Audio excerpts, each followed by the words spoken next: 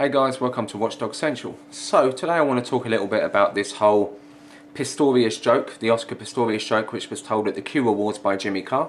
Jimmy Carr is a comedian. They told Jimmy Carr to come to the Q Awards and present Kasabian as they come on to perform there or talk there, whatever. Jimmy Carr is a comedian. They got Jimmy Carr to come there to tell a joke. Jimmy Carr is a comedian. This is what he does for a profession. He's a professional comedian. This is what he does for a living. Now, the 200 strong audience got so upset and butthurt that he came on and he told a joke about something that was trending at the moment, a trending topic on the news, which what he does in all his stand-up shows. What did the 200 audience believe that he was going to come on and do? Wait a minute. This is the Q Awards. Jimmy Carr's walking on stage. Jimmy Carr's walking up towards the microphone. What's Jimmy Carr going to do? Is he going to, I don't know, sing a song? Is he going to bust out his guitar and start wailing like Jimi Hendrix? No, I think he's going to tell a fucking joke. What's Jimmy Carr known for? What's he notorious for? Telling crude, rude, lewd fucking jokes. What do you fucking expect? What did you possibly think he was going to come out with? And he tells a joke about Oscar Pistorius and everyone. They claim that everyone, the whole 200 audience, their jaws hit the floor. Dong. Oh my God, I cannot believe he came out with that joke. Oh my God, he's going to get ridiculed for that. We didn't find it funny. No one else is going to find it funny. Listen, look at the kind of people that went to that, yeah? It's the Q Awards. Just picture the audience at the Q Awards, yeah? Most of them are hand-picked. There's only about 200 people in the audience. They're a bunch of hand-picked fucking yuppie cunts. That's what they are. Well, do you seriously think they're going to sit there and find it funny? And also, they said they gasped at the joke. Have you ever watched one of his live stand-up shows? I've watched near enough all his DVDs, and if you watch his live stand-up shows, most of the people, when he comes out with something really, really go overboard as a joke, they'll sit there, they'll gasp. If he says something about gays, or if he says something about someone that's just died, wow. But then they'll have a little chuckle and they'll get on with it. But obviously someone didn't want to let this shit go. Okay, so as we all know, there are different kinds of comedians out there who tell different kind of jokes. You know, you have people like Jimmy Carr, Ricky Gervais and Frankie Boyle. Three comedians who usually tell crude, rude jokes. They all usually go overboard on what they say. Then you have people like Michael McIntyre, you know, these kind of comedians who, in all fairness, they bore the fuck out of me. You know, these family-friendly fucking comedians that just sit there all day and they just give you the nicest little jokes, you know, like happy rainbow jokes, you know.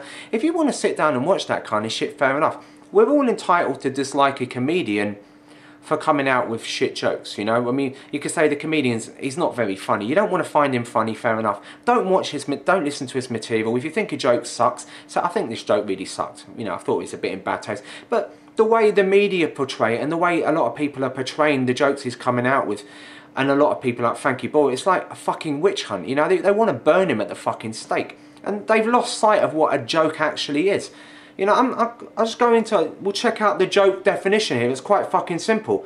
Joke, something said or done to evoke laughter or amusement, especially an amusing story with a punchline.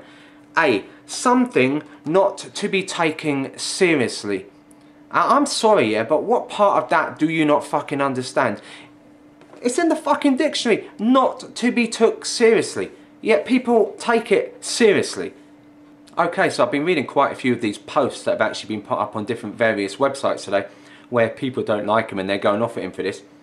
Comics are either funny or they are not. He's not, and never really has been. You see, that's good. That's your opinion. You're entitled to that opinion, you see. That's your freedom of speech, right? But then you put, how does he get to host things? Question mark. You see, that's a stupid fucking question. How does he get to host things? Because he's extremely popular. And the reason he's extremely popular, believe it or not, is because lots of people in this country and worldwide like watching people, comedians, who come out with these kind of jokes, because it takes it away from a lot of these family-fed fucking friendly bullshit that you've got to listen to all the other time. He sells out concerts. Every concert he does is sold out. He'll always sell out venues. Why? Because people like him. That's why he's in business. So what's the fucking problem? He should be a librarian. He looks like one. See? You're a dumb cunt because you're judging him based on a joke based on the way he looks. You're a moron. And it would keep his mouth shut. See? Fucking retards. And here's another one. He's so boring and not even funny. He makes me cringe. make a joke taking the piss out of people. He should go away and write something original. Write something original. What you mean, like all the other comedians out there, the family-friendly comedians writing original shit, boring, depressing jokes. Do you know what, yeah? Let's hear this shit. Write something original. Be more original. If you actually look at all the other comedians in the UK at the moment, I mean, usually at Christmas time, they release DVDs. Every comedian will release their DVD at Christmas. And there's only ever about 3 DVDs that I look forward to. Frankie Boyle, he was going to quit, but then he comes back. Not sure if he's fully quit now. Jimmy Carr and Ricky Gervais. They're about the only 3 people I actually enjoy sitting down watching. I think there are so many unfunny fucking comedians in this country now. They're all just, they try so fucking hard. They're just so family friendly, Fred. They just want to appeal to the mainstream audience so much that there's no fucking humour there. It's like retarded material to me. And you're talking about someone, you're telling people to be original. What's original about copying the norm of what every other comedian in this country is doing? You know, Frankie Boyle, Jimmy Carr and Ricky Gervais actually stray away from that kind of comedy. They try and break the barriers of comedy. They're trying to progress. There's no progression with these fucking mainstream comedians. So I don't get what your whole argument here is. It's just fucking totally invalid.